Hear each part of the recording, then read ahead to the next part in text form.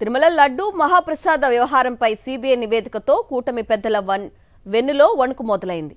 కల్తీ జరిగిందని పదే పదే చెప్పాలంటూ తమ పార్టీల నేతలకు చంద్రబాబు, పవన్ హుకుం జారీ చేశారు. అయితే అబద్దాలు ఎన్నిసార్లు చెప్పినా వాస్తవాలు బయటకొస్తున్నాయి.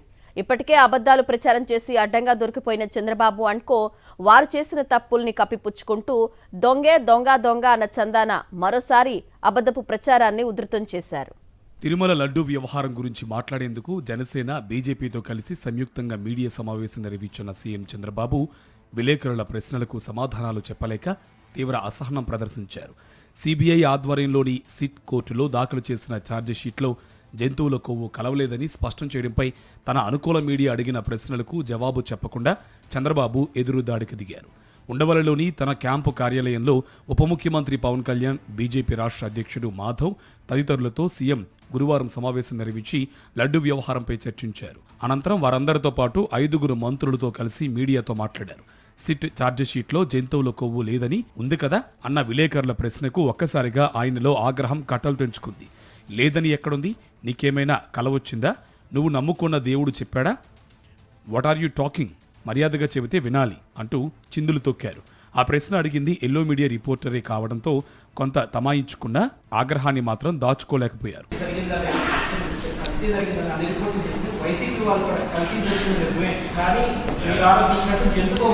నేను అడిగేది ఏంటంటే ఎక్కడుంది అది అంటున్నా.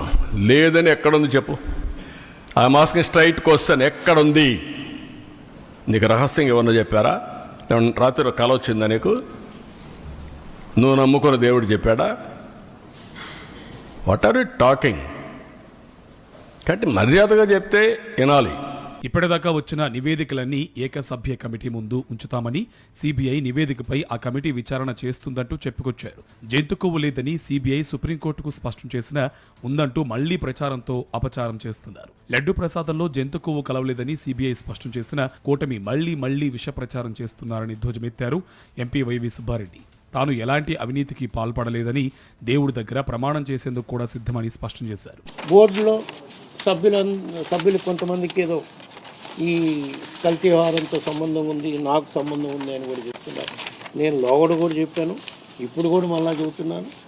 ఈ నెయ్యి కల్తీలోనే కాదు, టీటీడీకి సంబంధించి ఎటువంటి పర్చేజ్ అంశంలో కానీ, ఏ కాంట్రాక్ట్ అంశంలో కానీ నేను ఎక్కడా ఒక్క అవినీతికి నేను పాల్పడలేదు. దానికోసం నేను దేవుడి దగ్గర ప్రమాణం చేయడానికి కూడా సిద్ధంగా ఉన్నాను. ఏ సత్య శోధన పరీక్షకైనా కూడా నేను సిద్ధమే. లడ్డూలో కల్తీ జరగలేదని సీబీఐ తేల్చితే చెప్పిన అబద్ధాన్ని మళ్లీ చెబుతున్నారని టీటీడీ మాజీ చైర్మన్ భూమన కరుణాకర్ రెడ్డి అన్నారు. వైఎస్ఆర్సీపీపై విష ప్రచారం చేస్తున్నారని మండిపడ్డారు. తప్పు చేసి దొరికిపోయి మళ్లీ ఏకసభ్య కమిషన్ అంటున్నారని విమర్శించారు.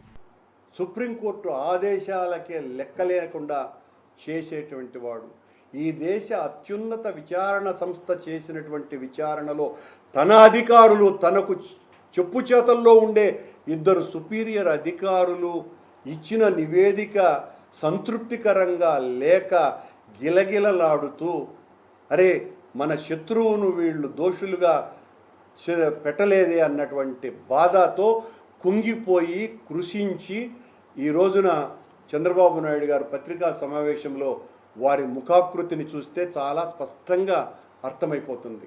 తిరుమల లడ్డూ ప్రసాదం విషయంలో కల్తీతో మహాపాపం జరిగిందంటూ మాజీ సీఎం వైఎస్ జగన్మోహన్ రెడ్డిని, వైఎస్ఆర్సీపీ కీలక నేతలు వైవి సుబ్బారెడ్డి, భూమన కరుణాకర్ రెడ్డిని బద్నాం చేయాలనే కూటమి కుట్రలు సీబీఐ నివేదికతో పటాపంచులయ్యాయి. దీంతో కక్కలేక మింగలేని స్థితిలో ఉన్న కూటమి బ్యాచ్ ఈ విషయంలో తప్పుడు ప్రచారాన్ని మరింత ఉధృతం చేయాలని భావించింది. అందుకే సీఎం చంద్రబాబు నివాసంలో కూటమి నేతల భేటీ నిర్వహించి ఆపై మీడియా ఎదుట ప్రకటనలు చేశారు. ఇది చూసి అడ్డంగా దొరికిపోయి అడ్డుగోలుగా మాట్లాడితే సరిపోతుందా అని శ్రీవారి భక్తులు మండిపడుతున్నారు.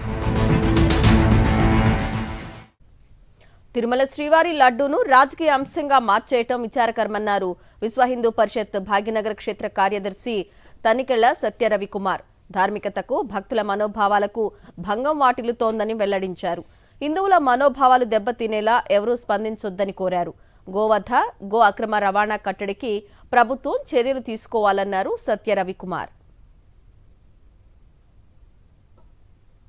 తిరుపతి పవిత్రమైనటువంటి లడ్డూ విషయంలో జరుగుతున్నటువంటి పరిస్థితులను చూస్తుంటే దీనిని ఒక రాజకీయ అంశంగా చేస్తున్నారు అన్నటువంటి విచారాన్ని విశ్వ హిందూ పరిషత్ వ్యక్తం చేస్తున్నది. దీనివల్ల ధార్మికతకు భక్తుల విశ్వాసాలకు భంగం వాటిల్లుతుందని విశ్వ హిందూ పరిషత్ తెలియజేస్తోంది. ఇప్పటికే దర్యాప్తు కొనసాగుతోంది, లోతైనటువంటి దర్యాప్తు జరుగుతున్నది. బాధ్యులను తప్పనిసరిగా గుర్తించి శిక్షిస్తారని చెప్పి విశ్వ హిందూ పరిషత్ భావిస్తోంది. భక్తుల విశ్వాసాలు దెబ్బతినేలా, హిందువుల మనోభావాలు దెబ్బతినేలా ఎవరూ ఏ ప్రకటనలు చేయరాదని విశ్వ హిందూ పరిషత్ కోరుతోంది.